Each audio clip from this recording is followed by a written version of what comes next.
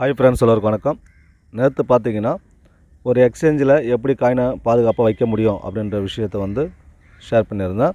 இந்த வீடியோவில் பார்த்தீங்கன்னா ஒரு எக்ஸ்சேஞ்சை எப்படி சூஸ் பண்ணி எடுக்கிறது நம்ம யூஸ் பண்ணுறதுக்கு அப்படின்ற விஷயத்தை தான் ஷேர் பண்ண போகிறேன். வீடியோவை ஸ்கிப் பண்ணாமல் பாருங்கள். வாங்க வீடியோக்குள்ளே போகலாம். இப்போது நம்ம எல்லா காயினும் வாங்கியாச்சு.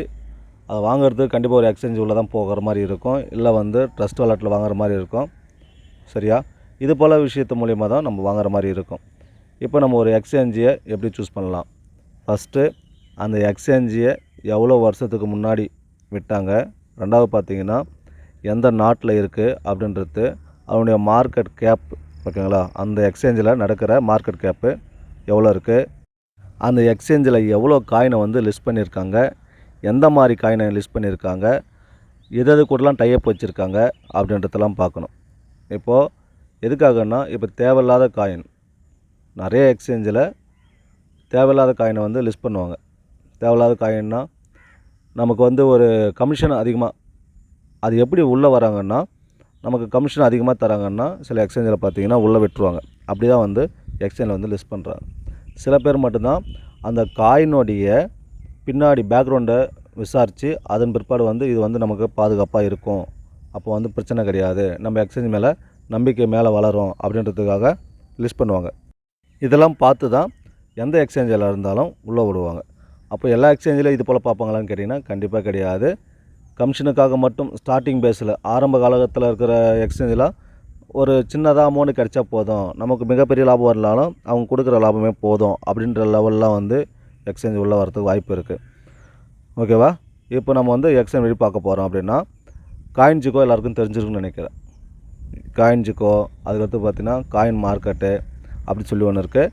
இது எல்லாருக்கும் தெரிஞ்சிருக்குன்னு நினைக்கிறேன். அப்படி தெரியல அப்படின்னா கண்டிப்பாக கமெண்டில் கேளுங்க, அது எப்படி பார்க்குறது அப்படின்றத நான் சொல்கிறேன். இதில் இப்போ நான் காயின்ஜிக்கோவில் இருக்கிறேன். நீங்கள் காயின்ஜிக்கோ ஆப் உள்ள வந்தீங்கன்னா மேலே காட்டும் 4வது இடத்துல. சரியா? 4வது இடத்துல எக்ஸ்சேஞ்சுன்னு இருக்கும். அந்த எக்ஸ்சேஞ்சுன்னு ஓப்பன் பண்ணிங்கன்னா மேலே பார்த்தீங்கன்னா உள்ளே வந்துட்டேன். உள்ளே வந்த பிற்பாடு எந்தெந்த எக்ஸ்சேஞ்சு எந்தெந்த இடத்துல இருக்குது அப்படின்றது வந்து இதில் குறிப்பிட்டிருக்கு. நான் சொன்னது வந்து மார்க்கெட் கேப்னு சொன்னேன் பார்த்தீங்களா, அது ட்ரேடிங் வால்யூம்.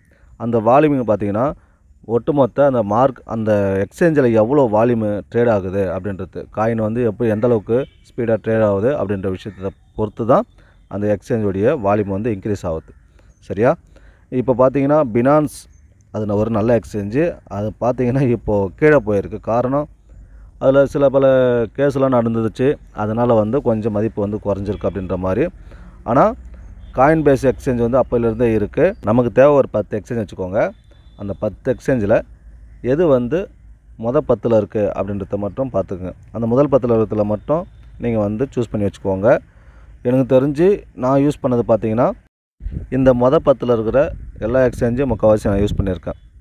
குக்காயின் யூஸ் பண்ணியிருக்கேன், காயின் பேஸ் யூஸ் பண்ணியிருக்கேன், அப்புறம் OKX யூஸ் பண்ணியிருக்கேன், பிட்பே யூஸ் பண்ணலை. அடுத்தது பார்த்திங்கன்னா பினான்ஸ் யூஸ் பண்ணியிருக்கேன், get.io அது வந்து யூஸ் பண்ணியிருக்கேன். இந்த மாதிரி எக்ஸ்சேஞ்செல்லாம் நான் யூஸ் பண்ணியிருக்கேன். இதில் ஒரு முக்கியமான விஷயம் என்னென்னு பார்த்தீங்கன்னா, எல்லா காயினும் நமக்கு இதில் கிடச்சிடாது. ஓகேங்களா? இவங்களுக்கு சேஃப்டி அப்படின்ற மாதிரி இவங்க நினச்சிருக்கிறது, இவங்களுக்கு கமிஷன் ஓரளவுக்கு நல்லபடியாக இது பண்ணுற காயின், அதை மாதிரி விஷயத்தை தான் வந்து இவங்க லிஸ்ட் பண்ணி வச்சுருந்துருப்பாங்க.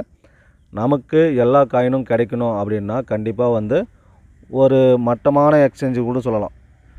சரியா? அது மாதிரி எக்ஸ்சேஞ்செல்லாம் எல்லா குப்பை காயினும் கொண்டாந்து லிஸ்ட் பண்ணுவாங்க. உதாரணத்துக்கு ஹார்ட் பீட் எக்ஸ்சேஞ்ச் இருந்துச்சு, அவன் இழுத்து மூட்டு போயிட்டான்னு நினைக்கிறேன், சரியா தெரியல. அந்த எக்ஸ்சேஞ்ச் வந்து நான் யூஸ் பண்ணுற காலத்தில் அதில் தான் வந்து நிறைய காயின் வச்சுருந்தாங்க. சும்மா தேவையில்லாமல் நிறைய காயின் இருந்துச்சு.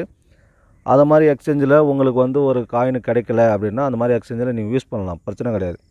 ஆனால் அது ஏதாவது ஒரு டம்மி செல்லுன்னு சொல்லுவாங்கள்ல, அது மாதிரி எக்ஸ்சேஞ்சில் யூஸ் பண்ணிவிட்டு அது மாதிரி செல்லுலேயே வச்சுருக்கணும்.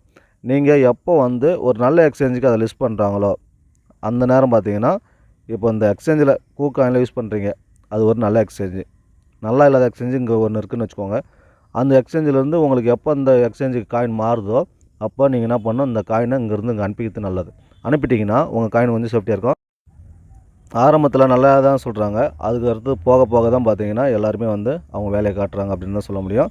அதுக்கு தான் சொல்கிறது, முடிஞ்ச அளவுக்கு நீங்கள் காயினை வந்து வாங்கி வச்சுட்டு அந்த காயினை ஃபாலோ பண்ணிகிட்டே இருக்கும்போது அப்போ அது மேலே போகுதா, அப்போ வேறு எக்ஸ்சேஞ்சில் லிஸ்ட் பண்ணுறாங்களா, நமக்கு பாதுகாப்பான ஒரு எக்ஸ்சேஞ்சில் லிஸ்ட் பண்ணுறாங்களா அப்படின்னு பார்த்துக்கிட்டே இருந்து அதில் கொண்டு வந்துட்டிங்கன்னா உங்களுக்கு வந்து சேஃப்டி தான் காயின். ஓகேங்களா? அது மட்டும் இல்லைங்க, நான் சொல்கிறது வந்து லாங் டைமுக்கு நீங்கள் யூஸ் பண்ண போகிறீங்க. நல்லா புரிஞ்சுக்கோங்க. நான் வந்து ட்ரேட் பண்ணுறேன் அப்படின்ற மெத்தடுக்கு தான் இது சொன்னது. இல்லை நான் வந்து லாங் டைமுக்கு யூஸ் பண்ண போகிறேன், இனிமேல் எக்ஸ்சேஞ்ச் உள்ள வரவே மாட்டேன் அப்படின்னா நீங்கள் எக்ஸ்சேஞ்சில் வாங்கிட்டு அதை வந்து டெலீட் பண்ணி எடுத்தது நல்லது. அப்பப்போ டைம் கிடைக்கிறப்போ ஓப்பன் பண்ணி என்ன ரேஞ்சில் போகுது அப்படின்றத ஃபாலோ பண்ணுறது நல்லது. அதை விட முக்கியமாக நீங்கள் எக்ஸ்சேஞ்சு டெலீட் பண்ணாலும் அந்த எக்ஸ்சேஞ்ச் என்ன நிலவரத்தில் இருக்குது, நீங்கள் வாங்கின காயின் என்ன நிலவரத்தில் இருக்குது அப்படின்ற தகவலாம் நீங்கள் பார்த்துக்கிட்டு இருக்கணும். அது இம்பார்ட்டன்ட். அதை விட முக்கியமாக எனக்கு வந்து எக்ஸ்சேஞ்சு வேணாங்க அப்படின்னா நீங்கள் ட்ரஸ்ட் வாலெட்டில் வேணால் வச்சுக்கலாம். ட்ரஸ்ட் வாலெட்டை ஹேக் பண்ணுறாங்க அப்படின்ற மாதிரி சொல்கிறாங்க. ஓகேங்களா? நீங்கள் அப்படி இல்லைன்னா நமக்கு வந்து ஏற்கனவே சொல்லியிருப்பேன் என்னென்னா தனியாக ஒரு வாலெட் விற்கிது. சரி, ஓகேவா? அதை மாதிரி வாலெட்டை வாங்கி நீங்கள் அதில் ஏற்றி வச்சுக்கிட்டு அதை வந்து ஹேக் பண்ணுறதுலாம் வாய்ப்பு இல்லை. அந்த மாதிரி வாலெட்டை நீங்கள் வச்சுக்கிட்டிங்கன்னா அது இன்னும் சேஃப்டி தான். நான் சொல்கிறது வந்து லாங் டைமுக்கு ட்ரேட் பண்ணணும் அப்படின்னு நினைக்கிறவங்க கண்டிப்பாக நீங்கள் ஒரு எக்ஸ்சேஞ்சில் ட்ரேட் பண்ணுறது தான் வந்து சிறப்பாக இருக்கும். ட்ரேடிங் ஆப்பை பற்றி நிறைய பேர் கேட்டிருந்தாங்க. இப்போ இல்லை, அந்த சேனலில் இருக்கும்போது ட்ரேடிங் ஆப்பை பற்றி அப்புறமா பேசலாம். இந்த வீடியோ உங்களுக்கு பிடிச்சிருக்குன்னு நினைக்கிறேன். இந்த வீடியோ பிடிச்சிருந்துச்சுன்னா மறக்காமல் நம்ம வீடியோவை லைக் போட்டுக்கோங்க. நீங்கள் நம்ம சேனலுக்கு புதுசுனா நம்ம சேனலை சப்ஸ்கிரைப் பண்ணிவிட்டு பக்கத்தில் பெல் பட்டன் வச்சு ஆல் இந்த நோட்டிஃபிகேஷன் ஆன் பண்ணி வச்சுக்கோங்க. அப்போ தான் நான் போகிற வீடியோ அத்தனை நோட்டிஃபை ஆகும். இருந்தால் அள்ளி கூட இல்லை மற்றும் சொல்லிக்கூட மீண்டும் அடுத்து ஒரு நல்ல வீடியோவில் சந்திப்போம்.